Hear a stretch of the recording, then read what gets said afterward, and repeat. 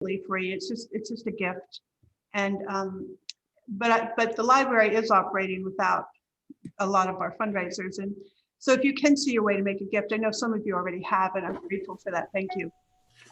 With as many people as we have here, even a small gift of $20 adds up to something notable in our budget, because we have a rather small budget. So, so that's it. That's all I have to say today. Welcome. Nice to see you all. And I think that Shari is going to mute everyone now, and then Roxana can get started.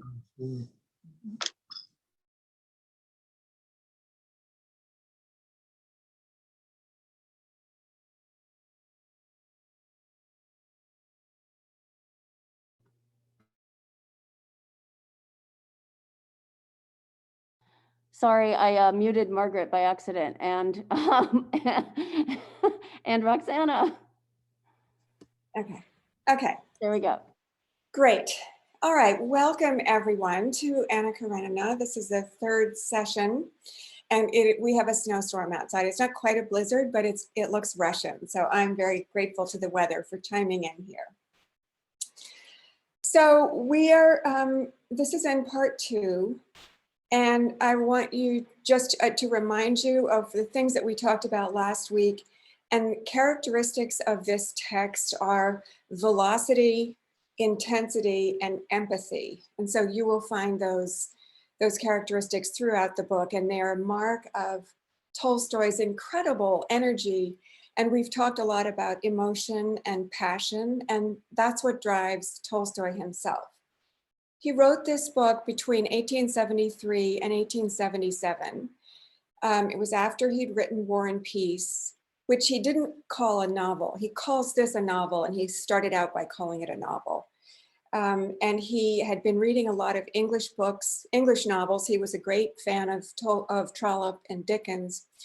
And in one of his son's memoirs, the son says, "My father was reading these English novels, and he said, all of these novels end with the handsome young man putting his arm around the waist of a beautiful young woman, and they get married, and he inherits an estate and a baronetcy." And that's the end of the book. But Tolstoy said it should begin with the marriage. That's where the novel should begin. So that was what he was thinking about. And he was also, during these 4 years, there was a lot going on in his life. He had finished a gargantuan effort to educate the children of Russia, peasants and aristocrats alike. He wanted to inform children about their Russian heritage in terms of the language itself. A lot of Russian peasants were illiterate. And he wrote an 800-page primer for children that included his description of every letter in the Cyrillic alphabet, and also hundreds and hundreds of folk tales and fables. He wanted the children to know that their cultural heritage existed, and some of these are French fables, but a lot of them are Russian. So he put a lot into this, and he also created a model school for the local children at Yasnaya Polyana. And there were very few rules. The children could stand up or walk around if they chose to. They could learn when they wanted. It was not modeled on the German tradition of rote learning, which he found very constrictive. It was much more liberal. So this was a gigantic project that he had taken on, and he'd asked the government to assess it and to consider this as an alternative form of education for all Russian children. So he was focused on that and dealing with government conferences and reports while he was trying to write this novel.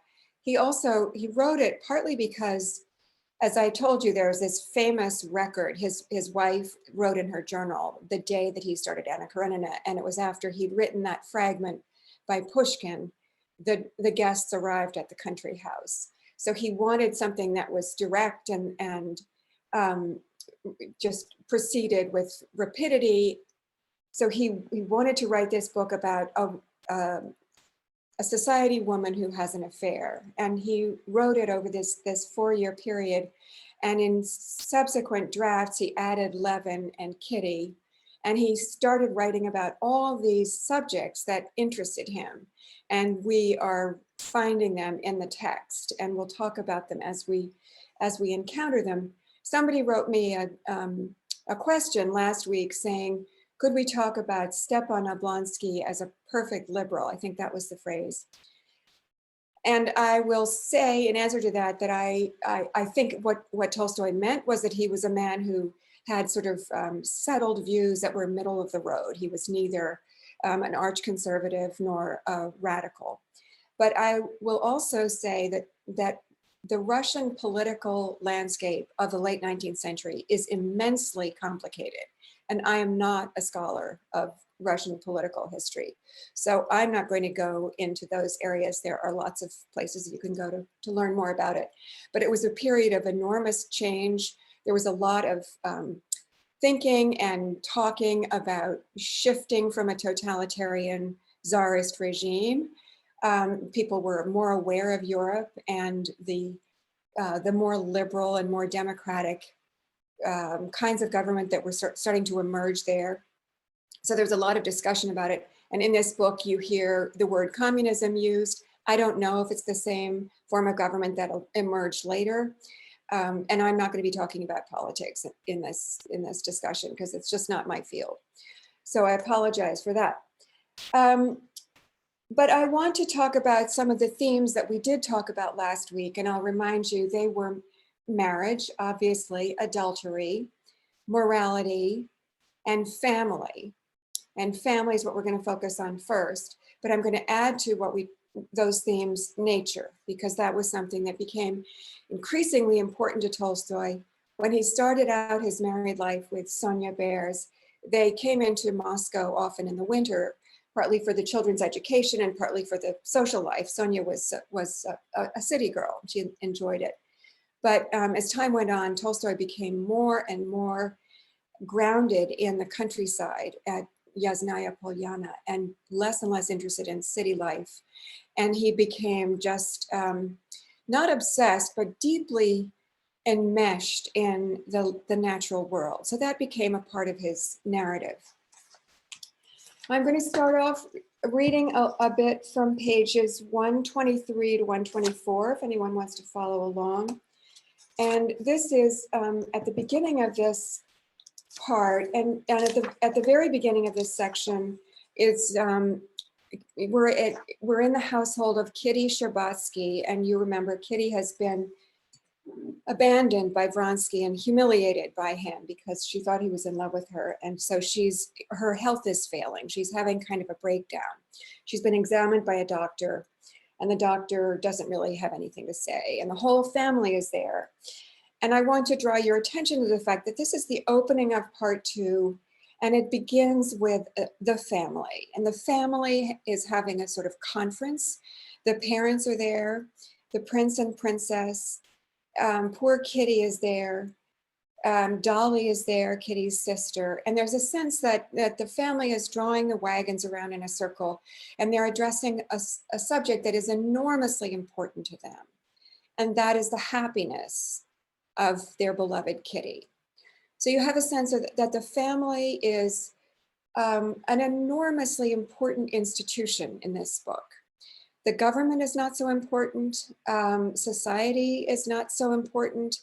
Nothing really is as important as this sense, this closely knit unit of the family and the responsibility that each holds for the other member of this family. The sense of wound and grief that the whole family takes on because of Kitty's pain and her humiliation.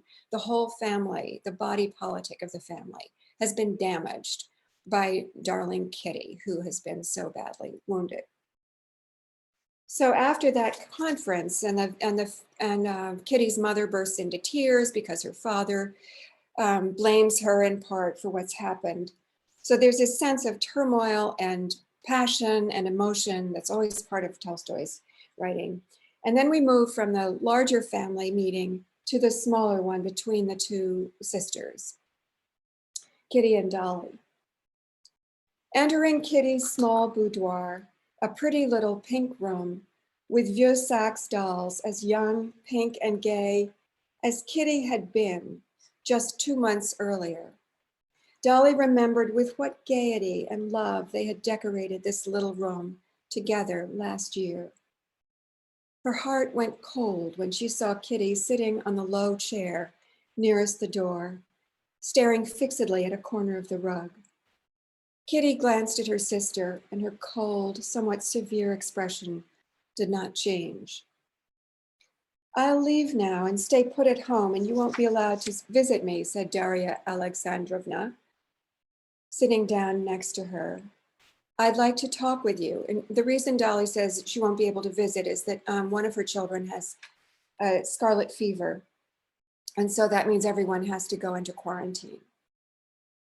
"I'd like to talk with you."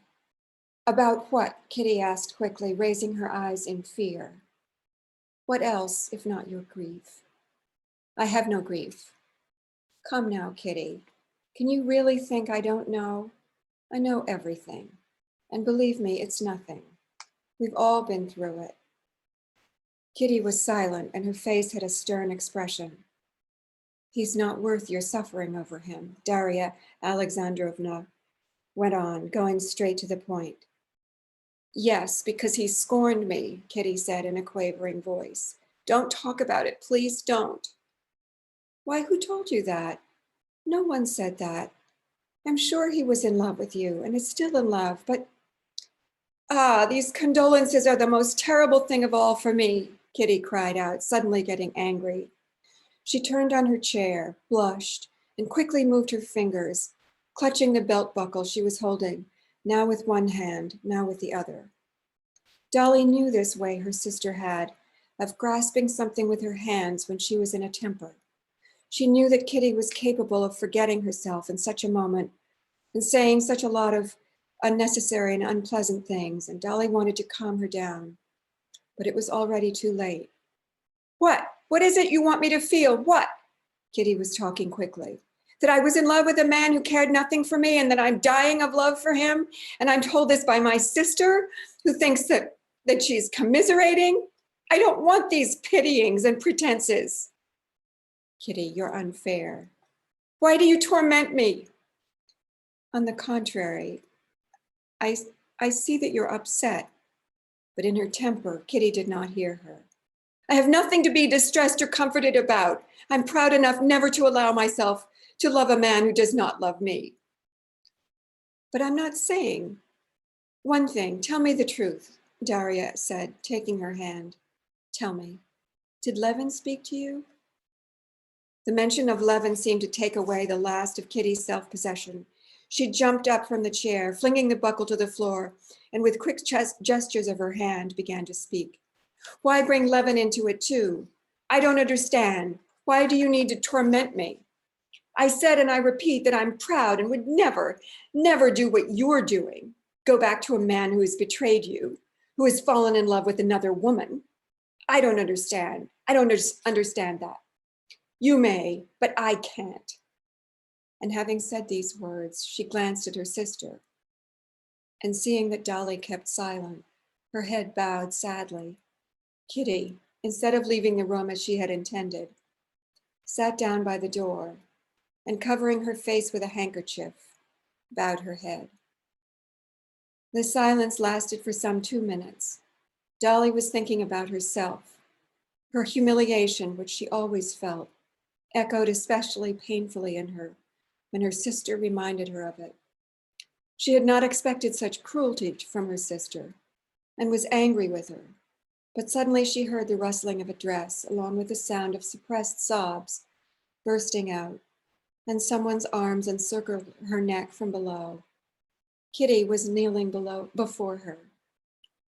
"Dolenka, I'm so unhappy," she whispered guiltily, and she hid her sweet, tear-bathed face in Darya Alexandrovna's skirts. So just be aware of the incredible tenderness and the intimacy that Tolstoy creates here. This is a book, it's a huge book. It has enormous scope and breadth. He's talking about philosophy and the future of the Russian peasants and adultery and morality, but he's also talking about this incredible sweetness that he understands that can exist between two young sisters, two young women. And I'll just draw your attention to this again, that this is such an enormous capability that Tolstoy has for empathy, that he would understand what would happen between these two girls, how humiliated Kitty feels, how Dolly allows herself to understand Kitty, to reach out to her, even though Kitty strikes out at her, and the two of them coming to terms with each other. Again, we have this theme that began in the very beginning of the book of adultery. It starts out with Stepan Oblonsky, Dolly's husband, who wakes up remembering that he's ruined his family. And he doesn't take it seriously, but it's very wounding to Dolly. It destroys her faith and her trust in her husband and in marriage, actually. Remember, it's Anna who restores that faith and allows her to forgive Stepan. And now this comes up again. And when Kitty is in pain, she throws that into Dolly's face, the fact that Dolly's husband does not love her and has betrayed her.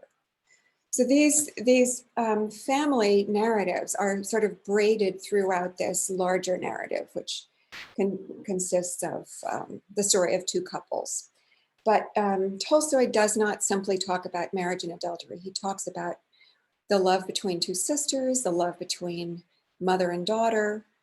These very intimate family ties are a part of this extraordinary mesh that Tolstoy creates in this book. So now we're switching to the second part of this, the second strand of this narrative. We're going back to Anna and Vronsky, and we're moving back into the world of passion. And this is on page 137, if you want to follow along. This is Anna, who has now met Vronsky on the train. She is feeling this irresistible urge to encounter him, to be with him.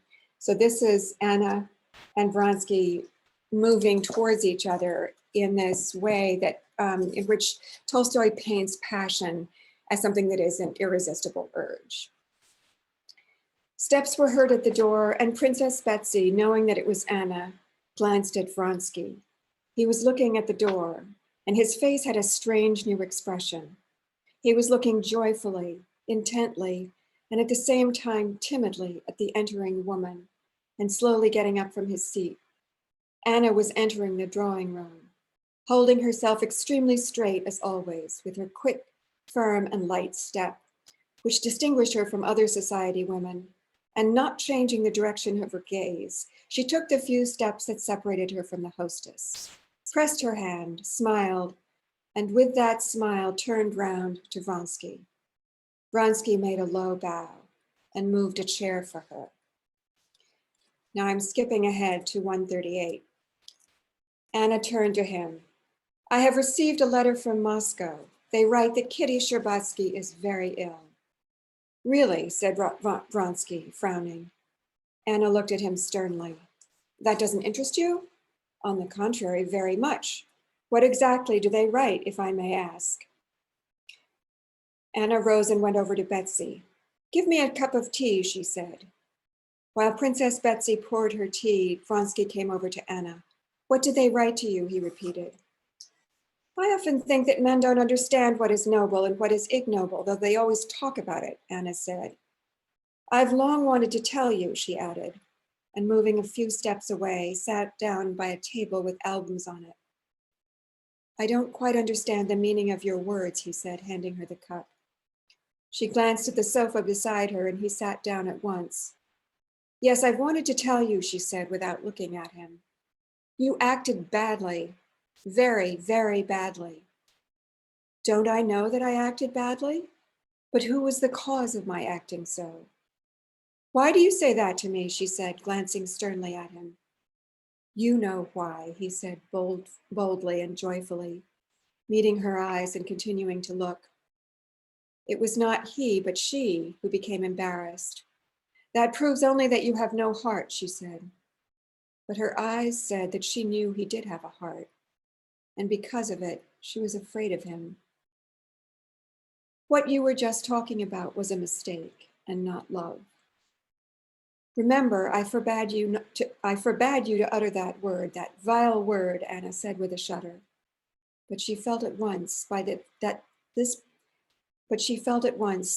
by this one word, forbade, she showed that she acknowledged having certain rights over him and was thereby encouraging him to speak of love. I've long wanted to tell you that, she went on, looking resolutely into his eyes and all aflame with the blush that burned her face. And tonight I came on purpose, knowing that I would meet you. I came to tell you that this must end. I have never blushed before anyone, but you make me feel guilty of something. He looked at her, struck by the new spiritual beauty of her face. What do you want of me? He said simply and seriously. I want you to go to Moscow and ask Kitty's forgiveness, she said, and a little light flickered in her eyes. You don't want that, he said. He saw that she was saying what she forced herself to say and not what she wanted. If you love me, as you say you do, she whispered, make it so that I am at peace. His face lit up. Don't you know that you are my whole life? But I know no peace and cannot give you any. All of myself, my love, I cannot think of you and myself separately. You and I are one for me. She strained all the forces of her mind to say what she ought to say, but instead she rested her eyes on him, filled with love, and made no answer. So Tolstoy is setting up this scene in which Vronsky, again, according to my husband, is a stalker. And he's the one who is driving Anna to do something that she feels she shouldn't do. So Tolstoy makes it very clear that Anna has a moral compass. Anna feels she knows very well that she should not encourage Vronsky, and she keeps telling him that. But she understands that simply by telling him that he mustn't go on paying court to her means that she has power over him. That sense of enchantment that we talked about when Anna was at the ball with Vronsky, that charisma, that magnetism that arises between Anna and Vronsky. And Tolstoy makes it very clear that this is a kind of a torrent that the two of them have fallen into. And Vronsky has no reason to resist it. He is the driver here. He wants Anna to do what he wants her to do, which is fall into under his spell. But Anna is resisting. Anna knows very well that she shouldn't do this. She's a woman of moral standing. So Tolstoy is making this into a serious a struggle, which doesn't happen, by the way, in Madame Bovary. Emma Bovary loves the idea that she has a lover. She's thrilled at the idea that there's a handsome aristocrat who wants her to become his mistress. But Anna has a sense of morality and a sense of honor, and she resists this very strongly. She can't resist it altogether, but we understand that she is taking a stand against it. So that raises the stakes in this book. And I want to draw your attention to the difference between Anna, who is resisting this very powerfully. She has a sense of her obligation as a member of a marriage. She has an obligation to her husband and to the institution of marriage. And I want you to remember the conversation between Stepan and Levin, when Levin is saying, don't do this, don't have affairs. And Stepan says, but how do you feel when you're walking down the street and you smell the odor of fresh, sweet rolls? And Levin says, don't have them, don't have sweet rolls. And Stepan says, but it harms no one, and I love sweet rolls. So for Stepan, there are no consequences. He thinks it hurts no one. He has no sense of moral obligation. He feels he can do anything he wants as long as he's not under the roof of his wife. And for Anna, this is a matter of enormous importance because she is a woman who has a moral compass. So he's, as I said, he's making the stakes much higher with Anna. And now I'll read a little bit about Anna's husband, Alexei Alexandrovich. A friend of mine told me, a Russian friend, told me that there are very few first names in Russia. And Tolstoy seems to be making that point. There are two men in Anna's life. They're both named Alexei. Her husband's father's name is Alexander. Her lover's brother is named Alexander. Kitty's father is named Alexander. Anna's daughter is named Annie, and her maid is named Anushka. So it's as though he just narrowed down the possibilities until he has a tiny, tiny circle of names that he's going to use. So this is Alexei Karenina. And when we first meet Alexei Karenina, remember, it's at the train station, and he is exceedingly unsympathetic. We see him through Anna's eyes, and the first thing she sees about him is that there's something wrong with his ears, which is such a wonderful moment because everyone in the whole world understands that physical characteristics play a huge part in our visceral attraction for someone. And for Anna to look at his ears and think, what's happened to his ears? They stick out in a way they never did. You sense that her body no longer wants his body. And it's chilling. It's this dooming note that Tolstoy strikes. And also he's awful to her. He is facetious. He pretends to be kind. He says, oh, here's your lover. In this first year of calf love, he mocks the idea of affection. He mocks the idea of tenderness and intimacy. She has really nowhere to stand when he talks to her like that.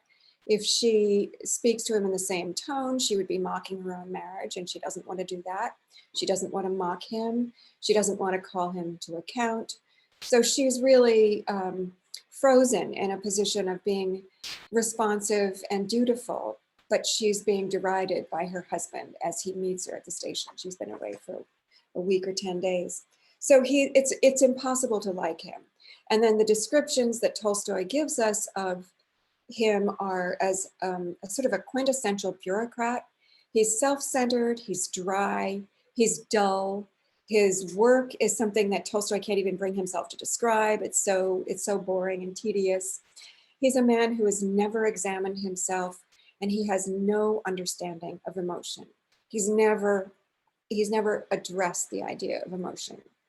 He's much older than Anna. We don't know exactly how much older. We learn later on in the book how they happen to get married. But he is a man who seems to resist passion. Unlike everyone else in the book, he seems to have been someone who is not driven by passion. He has ordered his life in such a way that he is only driven by his notion of what his obligations are at work and the way he runs his household. He trusts his wife, and he prides himself really on being resistant to emotion. Emotion is not a part of his life. However, once he understands that everything has changed, that something has happened, he sees that Anna and Vronsky at that party are doing something that wouldn't strike him as odd because he has sealed himself off from every kind of hint of emotion. This would be something that he would ignore and dismiss, except for the fact that he sees that everyone else in the party is aware of it. They're aware of something that he's not aware of. So he tries to treat it as though it's ordinary, tries to treat it as though it's nothing, and tries to get Anna to come home with him. She won't. And when she does come home, he finds he can't reach her. He organizes his thoughts and his feelings. He's going to address this just as he addresses issues at work. He's going to address it as though he's having a conference, and they're going to take up an issue and deal with it. And that's those are his only tools. That's the only way he understands to deal with life. But suddenly his wife, whom he was told had the habit of telling him everything that she thought, and her feelings, we're told that they're very intimate, but all of a sudden he can't reach her. There's a glass wall in between them. She acts as though she can hardly hear him. She says, no, there's nothing wrong. There's nothing wrong. And I'm tired. So he doesn't understand what to do next. And Tolstoy, having begun by telling us that this is a man we cannot feel sympathy for. We can't find any sympathy for that cold, derisive, contemptuous man who meets Anna at the station and is duck-footed besides. But once Tolstoy enters into a character's mind and consciousness, he simply cannot help but empathize with that character, and he asks us to do the same thing. So it's a dazzling world that he presents. There is no one in this world who is a caricature, who is two-dimensional.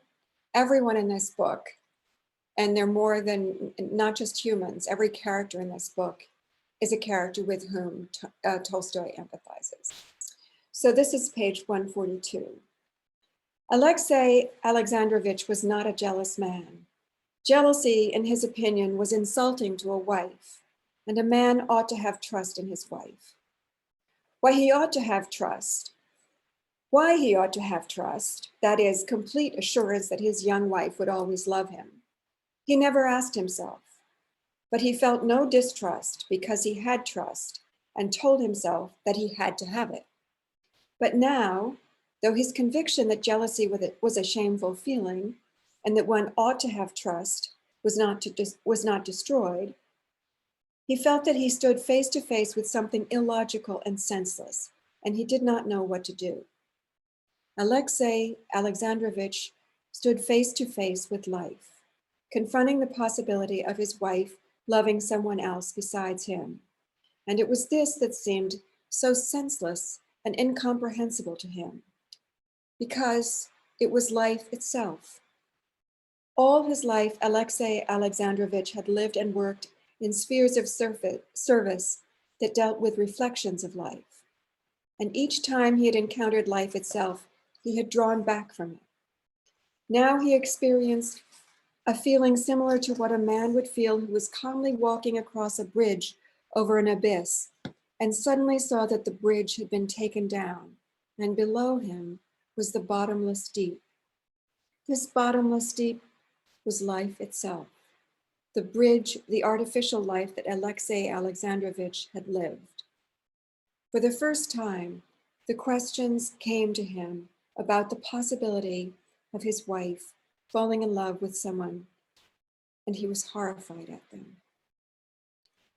So Tolstoy takes us away from this idea of the small-minded bureaucrat and reminds us that this is a man who is leading his life the way we all do, based on certain assumptions that we all make about what holds our life up, what the bridge is that we're walking across. And suddenly this man, like all of us, is brought face to face with the fact that his assumptions, that bridge, can crumble, and he faces something he's never felt before.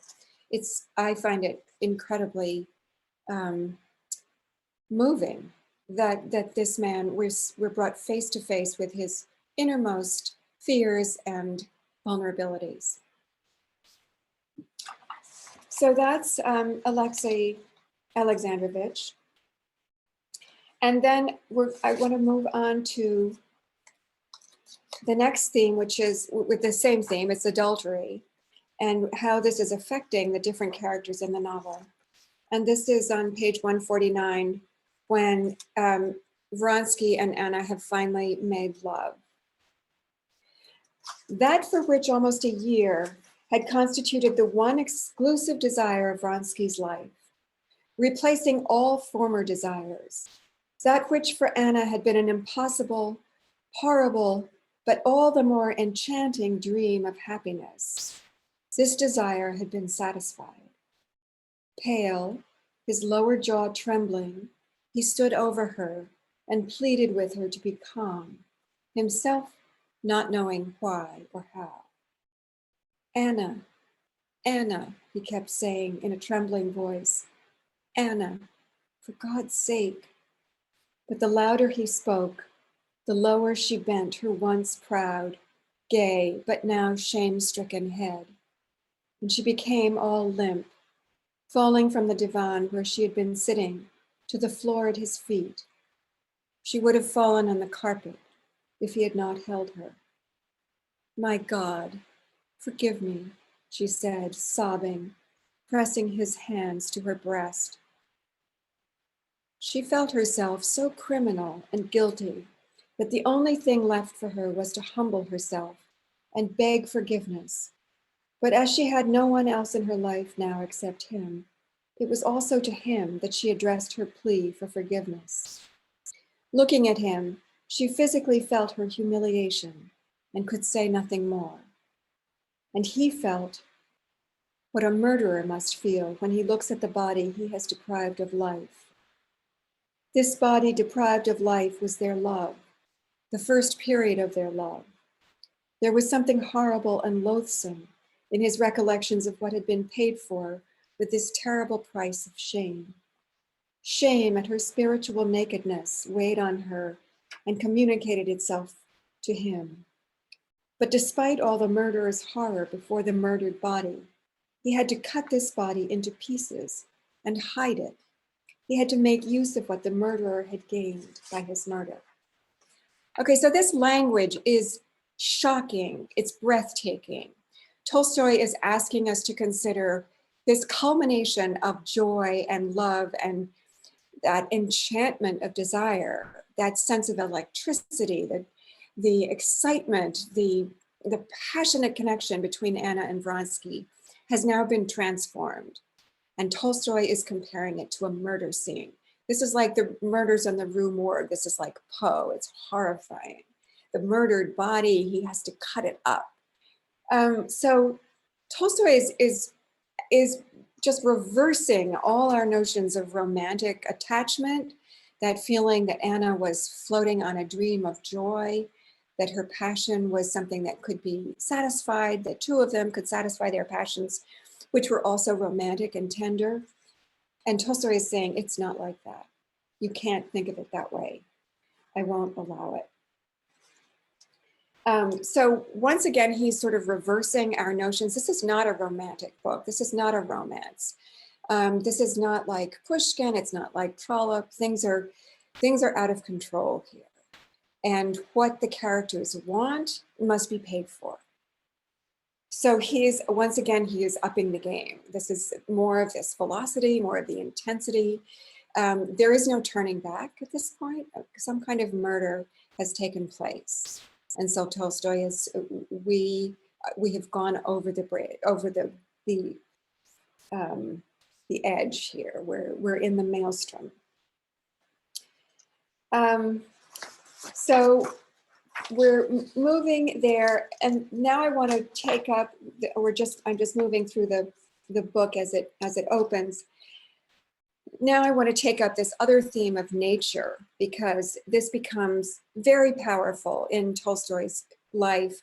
And he puts in the character of Levin. As I said, Levin wasn't in the original, in the first draft. But Levin becomes a kind of alter ego and a spokesperson for Tolstoy himself. And this is on page 152, and it is one of the most beautiful and tender passages in the book. Spring was a long time unfolding. During the last weeks of Lent, the weather was clear and frosty.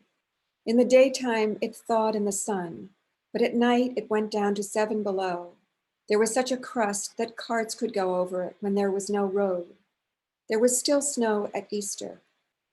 Then suddenly, on Easter Monday, a warm wind began to blow.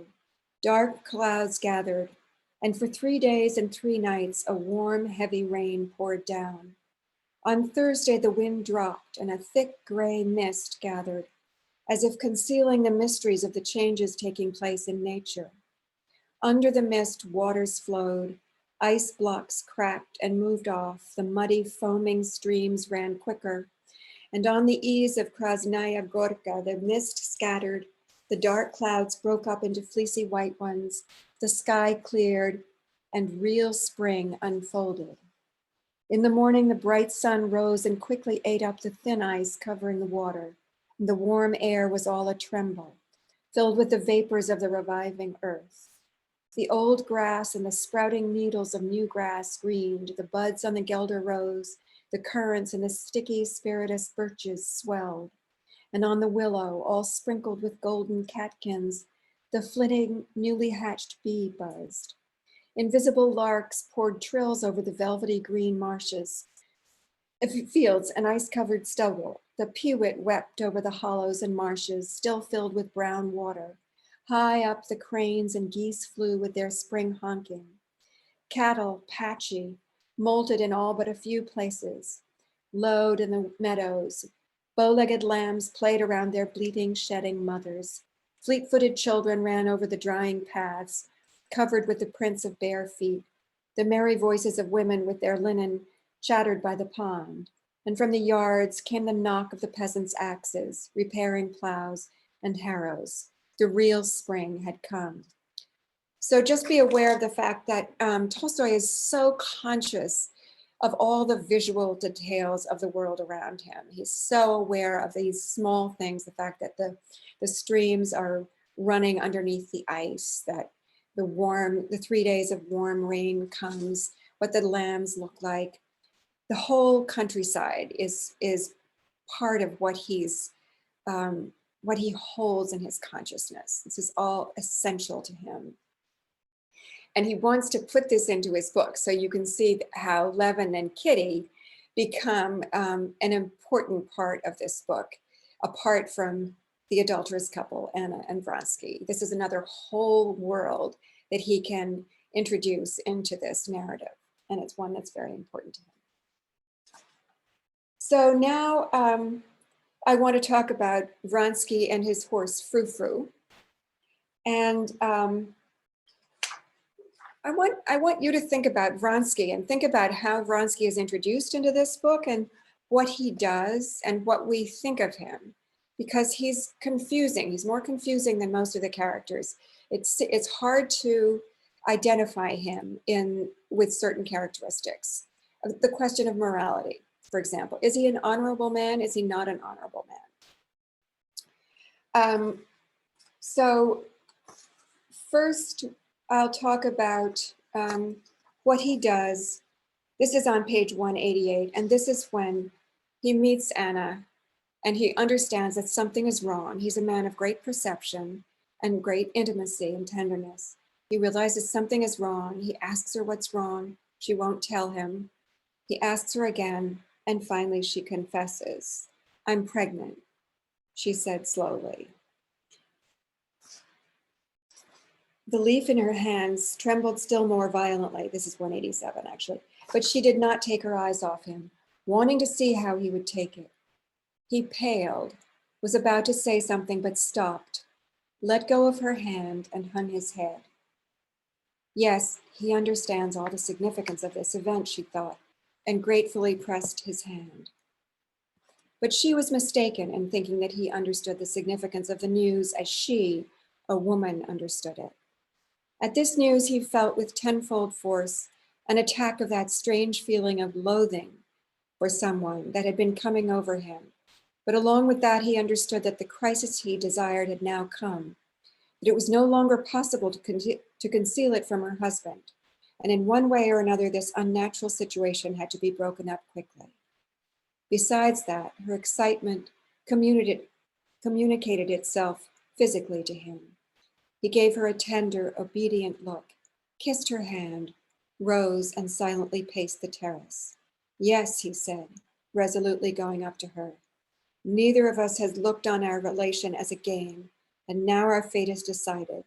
It's necessary to end," he said, looking around, "the lie we live in." "End it? But how, Alexei?" she said softly. She was calm now, and her face shone with a tender smile. Leave your husband and unite our lives. They're already united, she replied, barely audibly. Yes, but completely, completely. But how, Alexei? Teach me how, she said, with sad mockery at the hopelessness of her situation.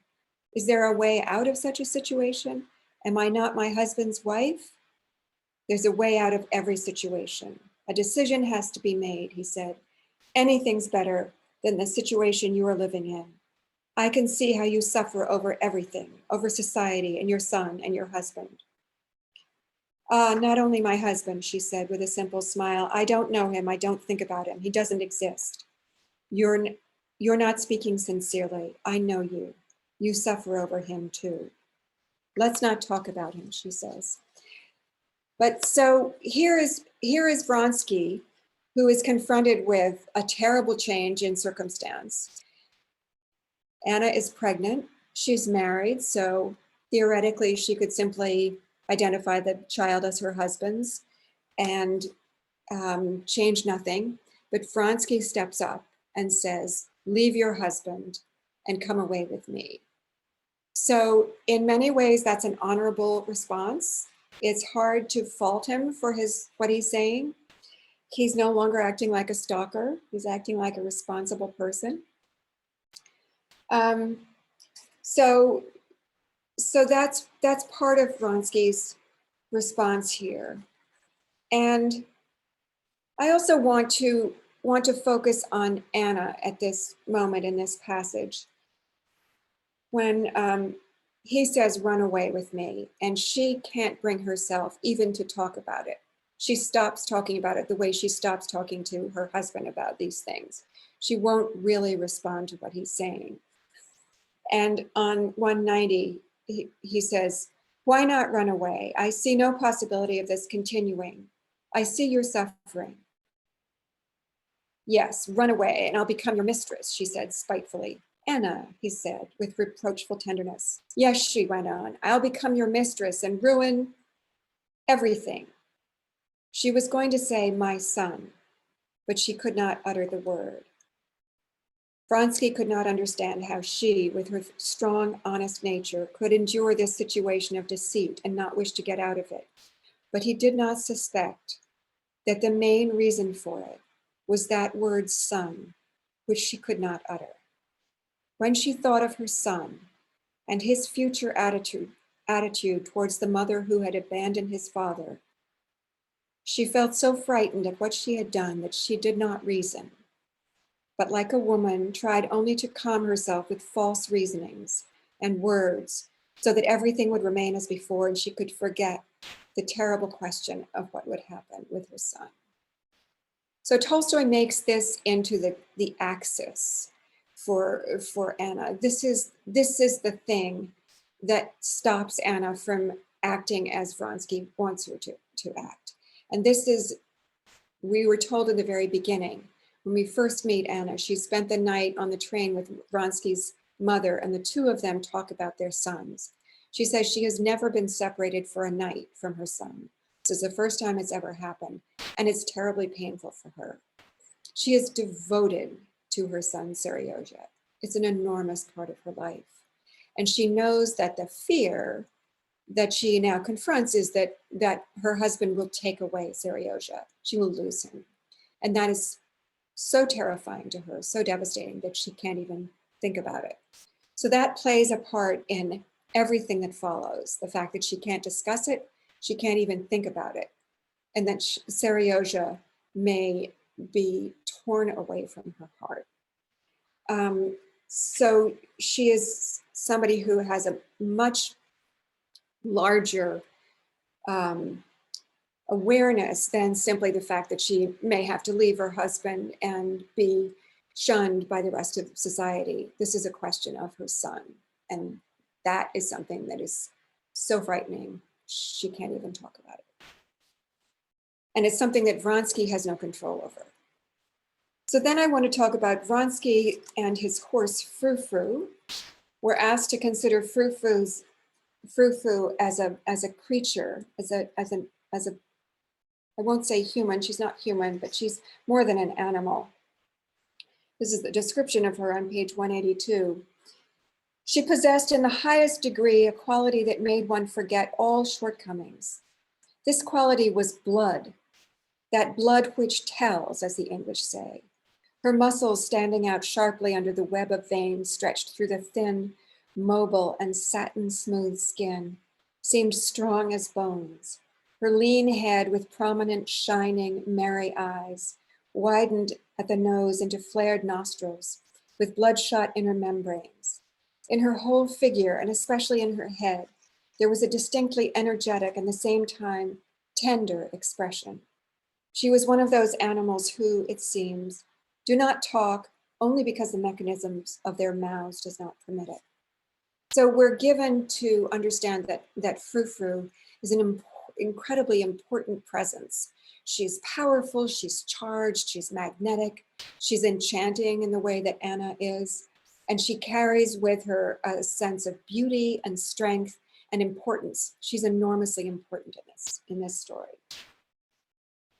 So now I will skip to the race itself. If any of you are riders, you will know how brilliant this description is. I've never run a steeplechase, but I've gone hunting, and going over fences on horses is incredibly exciting. It's also quite dangerous, but you sort of forget about that in the heat of the moment. This is 199. We are in the race itself. Oh, my lovely, he thought of Frou-Frou, listening to what was happening behind him. He cleared it, he thought, hearing gladiators' hoofbeats behind him. There remained one little ditch of water 5 feet wide. Vronsky was not even looking at it, but wishing to come in along first, began working the reins in a circle, raising and lowering the horse's head in rhythm with her pace. He felt that the horse was drawing on her last reserve. Not only were her neck and shoulders wet, but sweat broke out in drops on her withers, her head, her pointed ears, and her breathing was sharp and short. But he knew that this reserve was more than enough for the remaining 500 yards, only because he felt himself closer to the earth, and from the special softness of her movement, could Vronsky tell how much the horse had increased her speed. She flew over the ditch as if without noticing it. She flew over it like a bird. But just then Vronsky felt to his horror that, having failed to keep up with the horse's movement, he, not knowing how himself, had made a wrong, an unforgivable movement as he lowered himself into the saddle. His position suddenly changed, and he knew that something terrible had happened. He was not yet aware of what it was when the white legs of the chestnut stallion flashed just beside him, and Makhvatin went by at a fast clip. Vronsky was touching the ground with one foot, and his horse was toppling over on that foot. He barely managed to free the foot before she fell on her side, breathing heavily and making vain attempts to rise, with her slender, sweaty neck fluttering on the ground at his feet like a wounded bird. The awkward movement Vronsky had made had broken her back, but he understood that much later. Now he saw only that Makhvatin was quickly drawing away while he, swaying, stood alone on the muddy, unmoving ground, and before him, gasping heavily, lay Frou-Frou, her head turned to him, looking at him with her lovely eye. Still not understanding what had happened, Vronsky pulled the horse by the reins. She again thrashed all over like a fish, creaking the wings of the saddle, freed her front legs, but unable to lift her hindquarters, immediately staggered and fell on her side again. His face disfigured by passion, pale, his lower jaw trembling, Vronsky kicked her in the stomach with his heel and again started pulling at the reins. She did not move, but burying her nose in the ground, merely looked at her master with her speaking eye.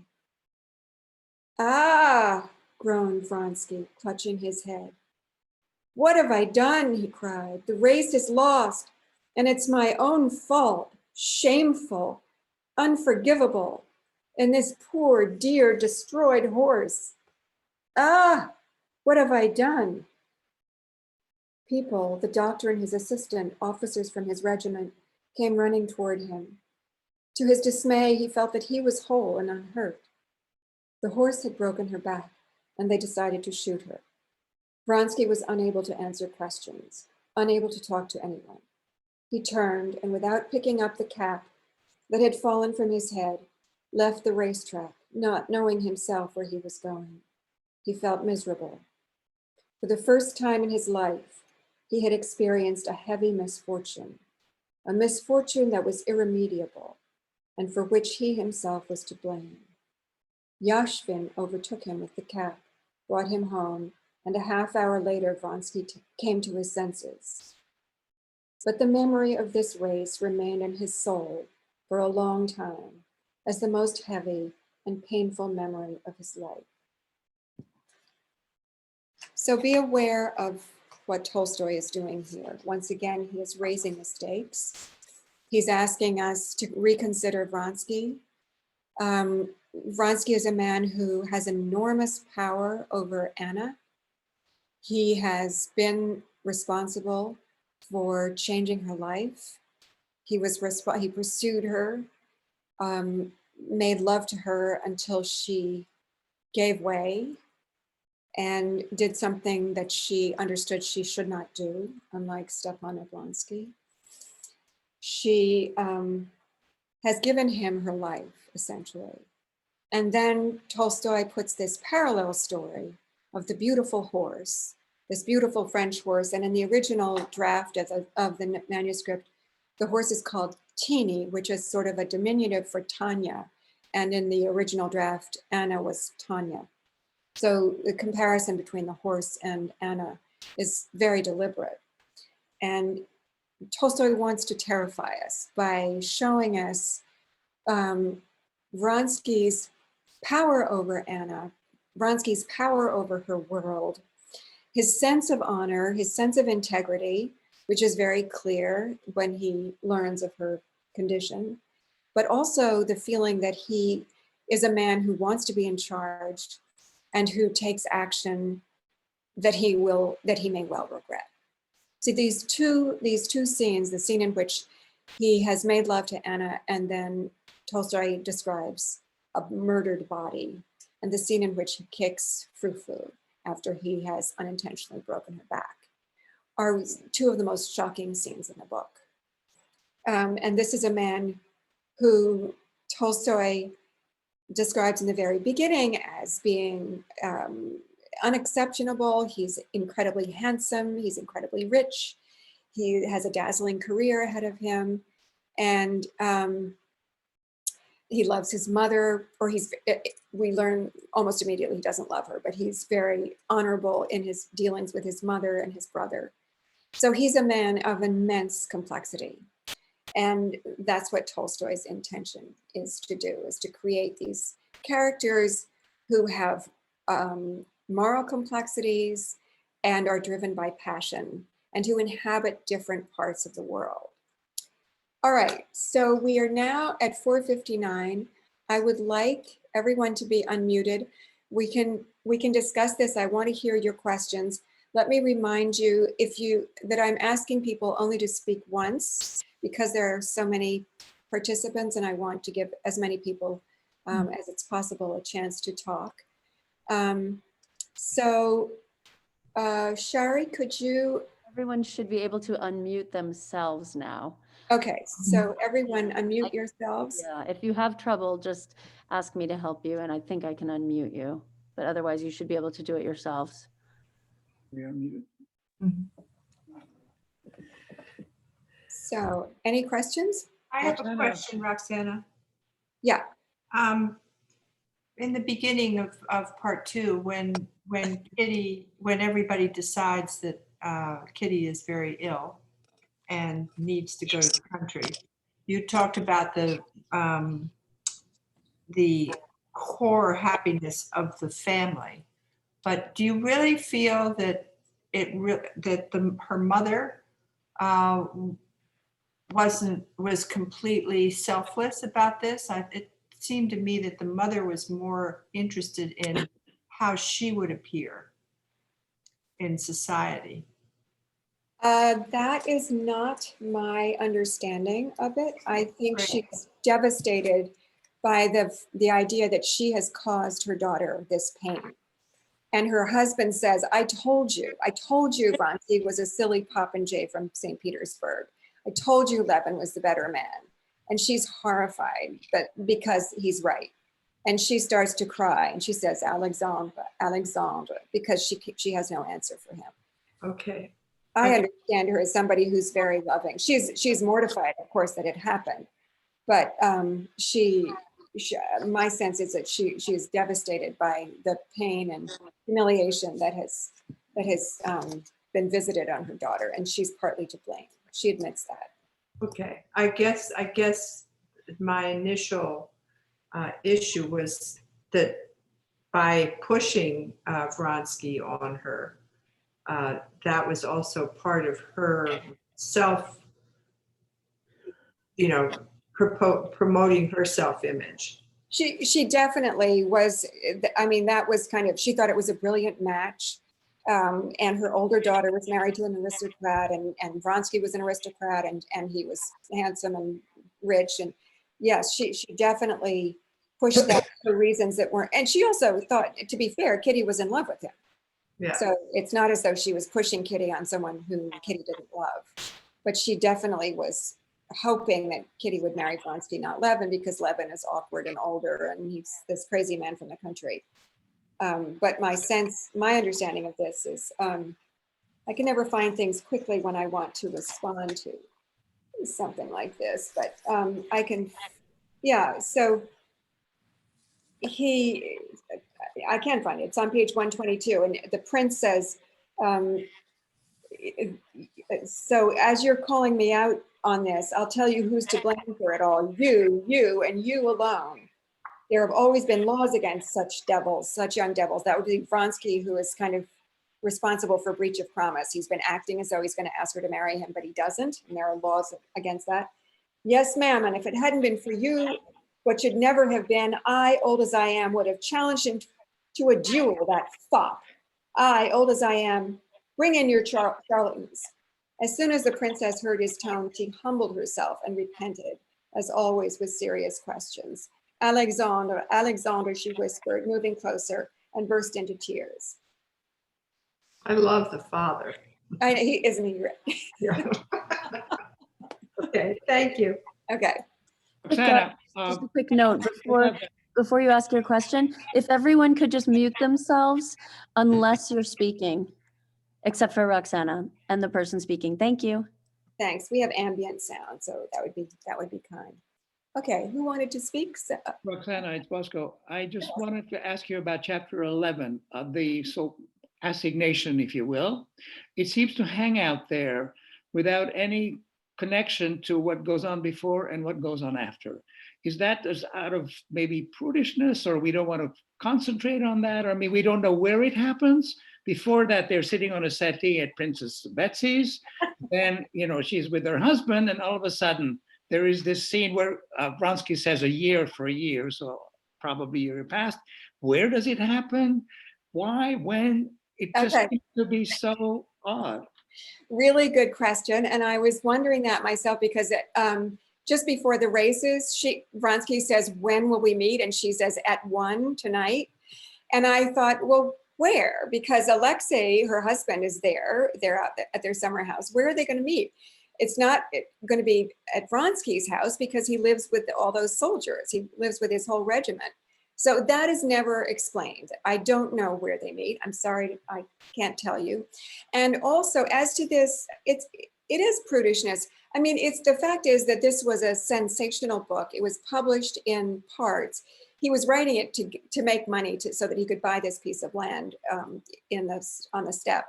And so so it was published, sort of, some parts of it were published serially, and all of Russia was on tenterhooks waiting to see whether Anna would give way to Vronsky or not. And when that passage before that comes out with the ... that was in the original, and the censors were aroused over this issue. And so there were morality questions. And so I wouldn't speak for Tolstoy in a million years, but I think he was sort of tiptoeing around it. He also was challenged by several publishers saying, we have to change this, we have to change that. And he said each time, you may not change a single word. So he stood up for what he wanted, but there's some things he doesn't tell us. You're absolutely right. There's a gap there. I don't know where it is. Someone else? Roxana, this is about Alexei, Karenina. Which one? Okay. Anna's husband. So I never disliked him as much as you described him at the beginning. And I think it's because in the scene where he's confronted that possibly his wife is in love with another man, he talks about how when he can't reach her, he says, you know, her soul is closed to me. She who would tell me everything, made me feel that there was an intimacy to this relationship, that he wasn't just a cardboard character or, you know, petty bureaucrat. I completely agree with you. And the scene that you're talking about when her soul is closed to him is that's where we do move into a sense of empathy with him. And I completely agree. I just mean in the opening scene, it's very hard for me to feel any empathy from him. He is presented as somebody who is the opposite of Vronsky, the opposite of somebody who's handsome and dashing and passionate. He is cold and almost cruel. He is kind of cruel to her. And it's surprising, that passage that you're talking about, when it says she would tell him everything. And that's a surprise to us because I didn't realize that when he meets her at the station. It doesn't seem as though he is the person that she would tell everything to. But then later, when they are alone talking and he's telling her about his project and how it's going at the office, and she's smiling at him the way you smile at someone's foibles, someone whom you love. And she knows that he's going to say this, I forget what it is, he's repeating himself, or he's doing something that she recognizes as characteristic of him, and it's something that you feel she loves him for. And we can understand that. I mean, that's how people are. But I mean, that opening scene, he is as powerful a contrast to Vronsky as you can imagine. So that's how Tolstoy wants us to perceive him. And then in the passage that I read, and that's right before the passage that or it's right after the passage you're talking about. And he does absolutely want us to enter into his heart and realize that this is a man who is being crushed, whose heart is being torn apart. And we didn't even know until then that he had heart. But now we see he does. I just wanted to go back to the son for a second, because there's a passage in chapter 22 before she reveals to Vronsky that she's pregnant, where he talks about the boy, that he was a check on their freedom, and he didn't know how to behave. He didn't know where he fit in. He didn't know where Vronsky fit in. He didn't know how to feel about him. It's very emotional. And the child, it says the child was the compass that showed them the point to which they had departed from what they knew and did not want to know. And I just think it's interesting. I feel like she, as the mother, kind of ignored all of that. And I don't really understand when it pivots to her saying that he's the only reason that she's not going to leave him. It just feels like a real disconnect. Because if she did notice that about her son before, yet went ahead and slept with him, it just seems like maybe their passion was too much for her to recognize the love that she had for her son. I just think seems weird to me. So it's a great passage, and I thought about reading that. It's wonderful. I won't be able to find it this second, but it's a wonderful passage, and and Tolstoy was so aware of children and the part they play in any household, and the fact that Seryozha absolutely understands what's going on. He doesn't understand how or why, but he can feel all these emotional currents, and he knows that his mother and Vronsky both are false in their attitudes towards him vis-a-vis each other, his mother wants him to treat Vronsky as a friend, and yet he can see everyone else in the household loathes him. So he's completely confused. I mean, my understanding of that, I'm glad you raised it, it's a great passage. My understanding of that is it's another part of of the way Tolstoy writes about passion taking over people's lives. This is something that cannot be reconciled. There's nothing that Anna can do. She can't take her son aside, her 9-year-old son aside, and say, this is why I see Vronsky all the time. I'm having an adulterous affair with him. I just want you to understand that so you won't be confused. She can't do it. She can't keep him apart from Vronsky, partly because that would acknowledge to herself and everyone else what's going on. She can't just say, I never want Seryozha in the room. So the two of them carry out this charade as though Vronsky is just another friend visiting, because there's no other way to do it. So it's absolute denial, but that's what their lives have become. But it's Seryozha who is, I mean, everyone else in the household understands too. The maid understands, the cook, everyone knows what Vronsky is there for. They're all complicit, but they're all grown-ups, so they play along. Seryozha is a child. He understands, but he can't play along. He doesn't know what is going on. So he's the person that makes their moral outrage visible. And they can do nothing. So they pretend it doesn't exist. Ask a question about velocity. Yeah. Well, actually, someone else on this chat wrote a really good question, Abby. And it's basically her question I'm really curious about is how does a novel that has so much interiority also have such velocity? It's a conundrum for novel writers. Yeah, it's a great issue to raise. I can't exactly tell you how Tolstoy did it. You can just examine the text. And for the way I understand it, the way I see it is that he moves back and forth. And I think it's entirely his own consciousness. He gets bored with one way of dealing with it, and then he moves into the other mode. So it goes in. So for example, that opening scene of this part, when the whole family is there and they're talking about Kitty, we learn in half a sentence that Dolly's marriage has fallen apart again. That was a 20-page passage in the beginning. I mean, the whole book is set into motion by Dolly's marriage failing. We see him bringing home the pear, we see the note, we see the wardrobe, we see this Morocco sofa. It's huge, Dolly's marriage. He's bored with that. He's done with that. Dolly's marriage has failed again. That glue that Anna used, it didn't hold, and now everything's fallen apart. He just moves ahead. He's not committed to one or the other. And the sense of interiority, in my sense, also has velocity. You are inside somebody's mind, so it's mental movement, not physical movement. But he really never pauses. There's never a time when he repeats himself. There are no two sentences that say the same thing. He's not mulling over something, chewing his cud. He thought this, and Karenina had never done that. He's now thinking this. It's now as though he's over an abyss. He's about to fall into the void. So even when he's in the interior of somebody's consciousness, there is still this headlong movement that he never abandons. Roxana, I have a question. Yeah. On page 194, about point of view, at the very top, it says, being a man with a very kind heart, he seldom got angry, but when he did, and when his chin twitched, he could be dangerous. This is Vronsky, as his brother knew. Alexander Vronsky smiled gaily. This is Vronsky, who is considered dangerous, right? Yes. Is that from his point of view, or is Tolstoy's sort of narrator telling us that? Okay.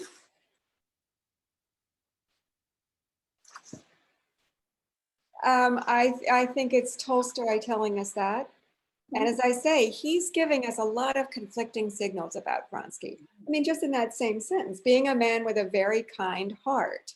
Mm-hmm. And then in the same sentence, he could be very dangerous. He could be dangerous.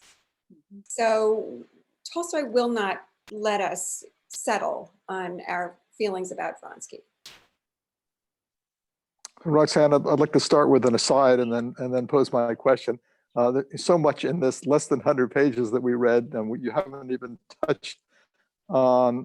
And my question is about the relationship between Levin and Stiva Yes. in the country and the buying the lot of wood. I just wanted to hear you talk about that a little bit. Just the quick aside is this begins, Tolstoy is very euphemistic talking about them consummating their affair. We begin with the famous doctor stripping poor Kitty down and palpating her for no good reason because the stupid mother wanted the famous doctor to examine her. And that was almost kind of shocking in a 19th century novel. Totally shocking. I know, it's mortifying. I mean, it's painful to read that, much more shocking than it would be to read about a love scene, a physical love scene. I know. You have this sense that Tolstoy at that moment was pissed off at doctors, and so he just put that in and says they're useless and they're not the famous doctor. What? The famous doctor, yeah. The famous doctor, right. But talk a little bit about Stiva and Levin, and we're suddenly in the country. Levin is on firm ground, and Stiva is sort of pretending he knows something he doesn't know, and basically getting taken to the cleaners. Absolutely, and so this was something that was happening in Russia. I can't remember if I talked about this in the opening session, but so once the Emancipation Proclamation had been read in Russia and people no longer owned serfs, they no longer had free labor. So the aristocrats were all strapped for cash. And so the cherry orchard is about that. And this is, a lot of them sold the wood on their property. So Levin is now, so this is a counterpart to the opening scene when Levin goes to Stiva's office and he's such a fool there. He comes in the wrong door, he comes in at the wrong time. He despises Stiva's colleagues and thinks that what Stiva does is stupid. And then Oblonsky comes out and he's in the opposite position. So he knows nothing. And there's this wonderful sort of unfolding of the way Stiva has been taken to the cleaners, as you said. Did you count the trees? Of course I didn't count the trees. Well, he counted the trees. So if you're letting him count them, he's giving you a bad price. As his biographer says, Tolstoy was an incredible snob, although he loved the peasants and he wanted to educate the peasants, but he didn't like the middle class and he didn't like merchants. And so this is one of the only merchants in the whole book, and Tolstoy really lights into him. He's not a man that we like or respect. But it's this wonderful unfolding of the city man being taken for a ride by the country man. And one of the wonderful things I think about this book is the way Tolstoy never lets us make Levin into a hero, even though Levin is absolutely in the right here. He knows what's going on. He tries to save Stiva from losing a lot of money, but he's still bad-tempered. He's grumpy. He doesn't handle it very, very adeptly. He's not a diplomat. So we are never put in the position of having to admire anyone in his book as being a romantic ideal. There's no hero in this book. So even though Levin has the upper hand, he is clumsy and grumpy as he always is. And we watch this pairing of the city man and the country man, both being clumsy and just sort of cantering over rough ground together. Roxana, getting back to Poor Frou Frou, which was a horrifying piece. I'm not a writer, my sister was, but can you explain what was the move that Vronsky made that broke Frou Frou's back? And also, why would he have kicked this beloved horse in the stomach? I know. So the move is when you're sitting on a horse and the horse is going over a jump, you're supposed to stay forward on the horse. You crouch over the horse's withers so that all of your weight is put on the withers and the front legs. If you fall back and your weight comes down on the horse's spine in the middle of the jump, it can completely throw the horse off balance. And it's hard for a horse to jump with you on his back anyway. So this all is very subtle. It's like an acrobat. And I can't tell you exactly what he did, but I have taken many jumps. I have been in the wrong place at the wrong time. If you're left, it's called being left behind. If the horse takes off before you're ready, you're falling back like that, and the horse is going forward, and you do come down on the horse's spine wrong, and it can be terrible. So the kicking of the horse is unforgivable, and it's just like this scene of the murder. It is a crime. It is absolutely a crime against humanity, if we're going to consider her a character, but it's unforgivable. It's unconscionable for him to kick that horse. And it's also wonderful that Tolstoy makes him, as soon as he realizes what he's done, he is horrified by himself as well as by what's happened to the horse. Yeah. So he, once again, Tolstoy just sort of crushes our responses to this. There is nothing that we can depend on. There's no way we can call Vronsky either a villain or a hero. Mm-hmm. He's a man of complexity, and these situations are ones that challenge every character. These characters are just put to the ultimate test here. And to Vronsky's credit, his response when Anna tells him she's pregnant is honorable.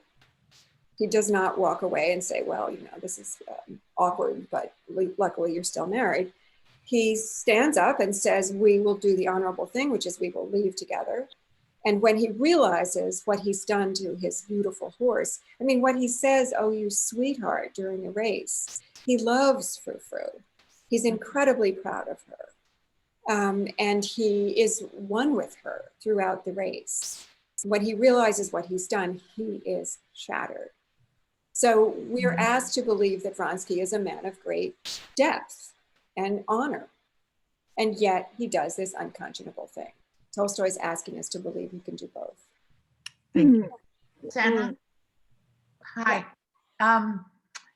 This is going not so lofty a question, but there was a place in here where there was a point of view from the dog or the horse, I can't remember.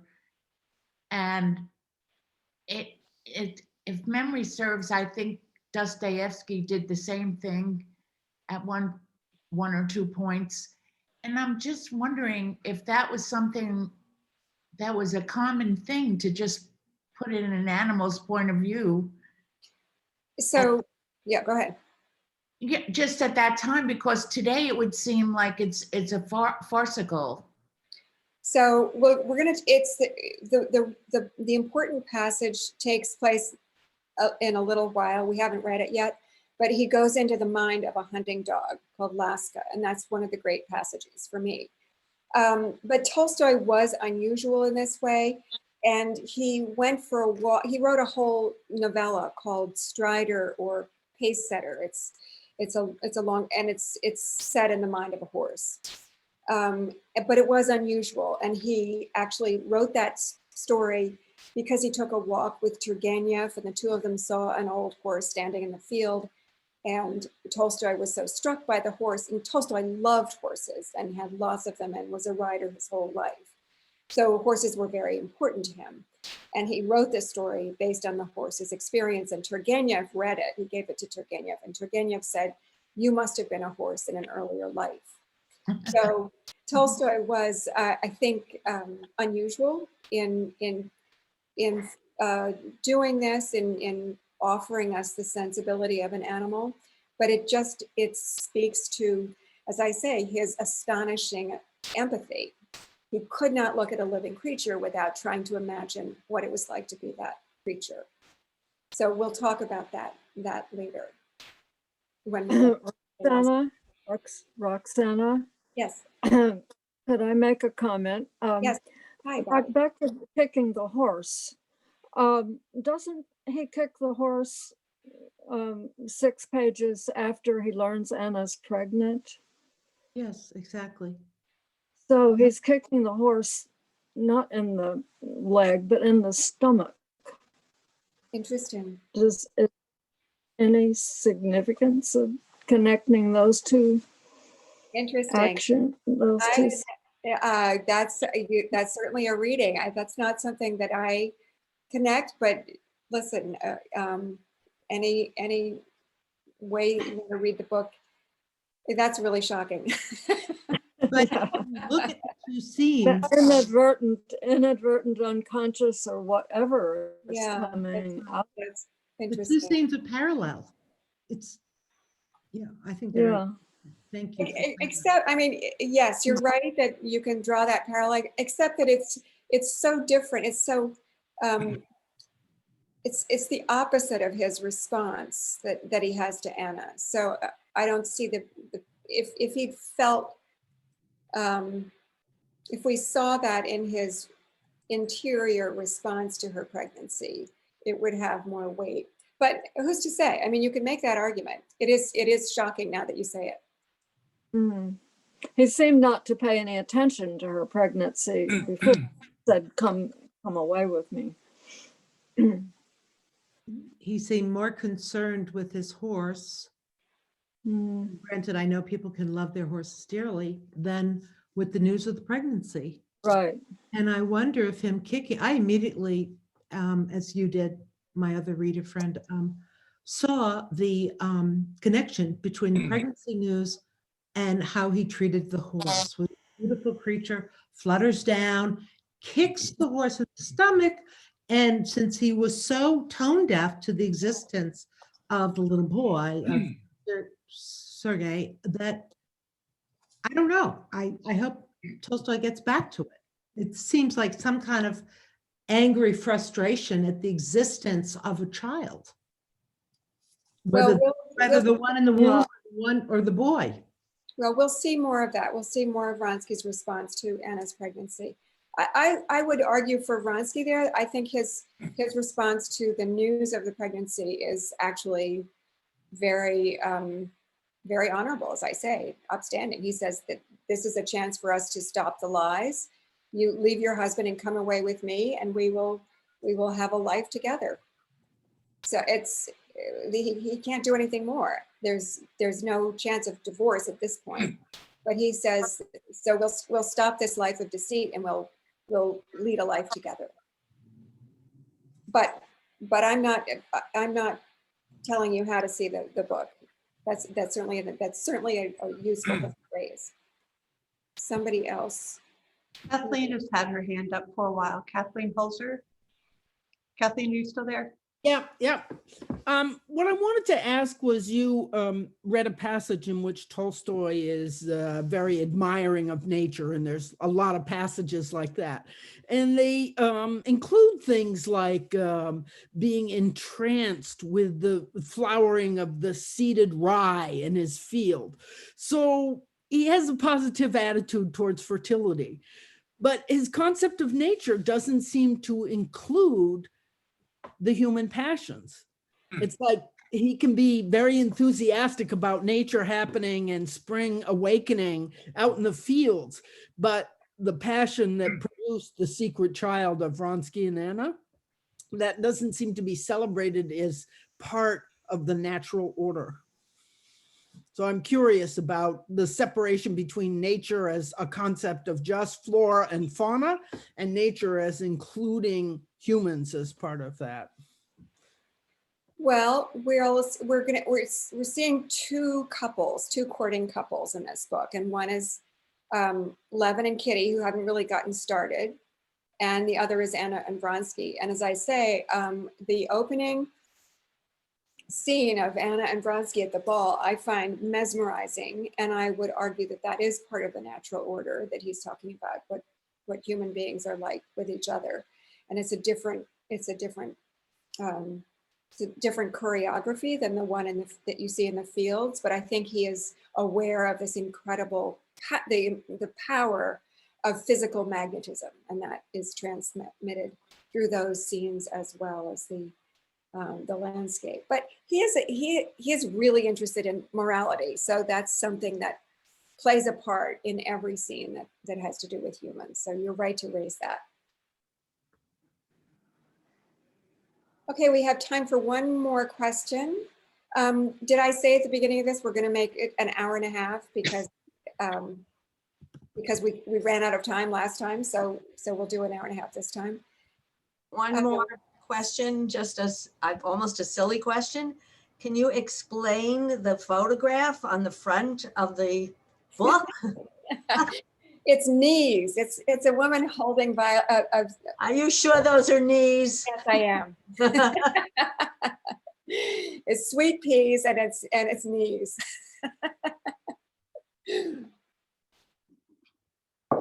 What relationship does it have? Oh, it's just, it's just whatever publisher it's Penguin Press. So thank you all for coming. Thank you for sharing this conversation with one of the great books. And I will see you all next week. Thank you, Roxana. I'm Sounds sure we're good. all looking forward to Thank you, it. Roxana. Thank you. Thank you. Bye. Thank you, Roxana. Thanks, Roxana. Thank you. Coming.